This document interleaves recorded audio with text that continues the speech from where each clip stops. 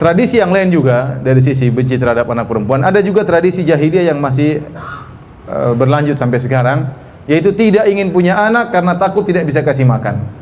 Tidak ingin punya anak karena takut tidak bisa kasih makan. Kata Allah Subhanahu wa taala, "Wala taqtulu auladakum khasyata imlaq.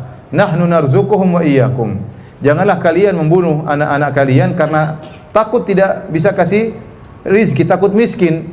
Nahnu narzuquhum wa iyyakum. Kamilah yang memberi makan kepada anak-anak kalian dan juga kepada kalian. Jadi Allah menjelaskan dalam ayat ini, tidak boleh seorang kemudian membatasi anak, tidak mau melahirkan, tidak ingin punya anak karena takut miskin, takut tidak bisa rezeki kepada anak tersebut, takut anak tersebut mengambil jatah dia, maka ini adalah kebiasaan jahiliyah. Kebiasaan jahiliyah. Maka jika ada di antara kita yang kemudian tidak mau punya anak banyak, sebabnya karena takut tidak bisa kasih makan, itu adat jahiliyah, bentuk suudzon, berburuk sangka kepada Allah Subhanahu wa taala. Tapi beda misalnya dia ingin mengatur kelahiran atau menjarangkan kelahiran dengan sebab yang lain, bukan karena takut tidak bisa kasih makan, maka itu lain perkara. Tapi pembicaraan kita tentang orang yang tidak mau punya anak banyak karena takut tidak bisa kasih makan, ya, maka itu adalah bentuk berburuk sangka kepada Allah Subhanahu wa taala, dan itulah adat jahiliyah, ya.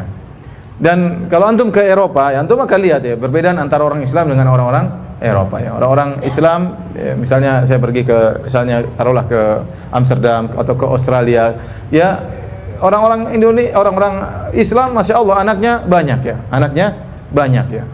Mereka berjalan bawa anak 2, 3, 4, ya, kemudian dorong pakai kereta bayi, dalam mobil anaknya rame-rame. Beda dengan orang-orang non-muslim. Orang-orang non-muslim, ya, tidak ada anak yang dibawa, ya. Yang dibawa anjing, yang dibawa apa? Anjing, ya. Jadi hampir-hampir mereka, banyak di antara mereka tidak mau nikah. Banyak di antara mereka tidak mau nikah. Banyak di antara mereka sudah menikah tidak mau punya anak, ya. Kenapa? Ada bentuk, ya, anak itu merepotkan, kemudian nanti kalau sudah besar tidak tahu berterima kasih, durhaka dan macam-macam. Ya, adapun orang-orang Islam, ya, banyak mereka punya anak, bahkan di negara-negara Eropa mereka punya anak, populasi mereka cepat sekali tumbuh dan berkembang.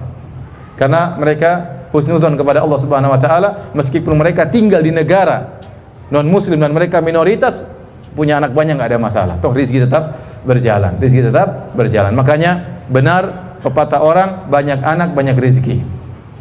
Banyak anak banyak rezeki itu benar, karena setiap anak sudah dijamin rezekinya oleh Allah Subhanahu wa taala. Saya bertanya kepada para hadirin, Bapak-bapak sekalian.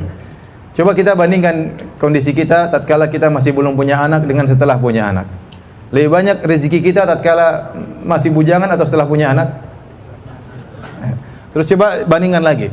Waktu punya anak 2 dengan punya anak 5, ya. Rezekinya lebih banyak mana? Punya anak 2 atau punya anak 5? 5. Benar atau tidak? Benar. Maka benar kaidah tersebut, banyak anak banyak rizki. Allah yang berfirman, nahnu narzuquhum wa iyyakum. Kami yang beri rizki kepada mereka, yaitu anak-anak, dan juga kepada kalian. Karena kita punya anak, Allah akan beri rizki melalui kita. Tentunya kita harus berusaha. Kita harus berusaha, ya. Jadi banyak anak banyak rizki. Saya tidak bilang banyak istri banyak rizki, ya. Itu kaidah lain, ya. Kaidah yang sedang saya bahas, banyak anak banyak rizki, dalilnya jelas dalam Al-Quran.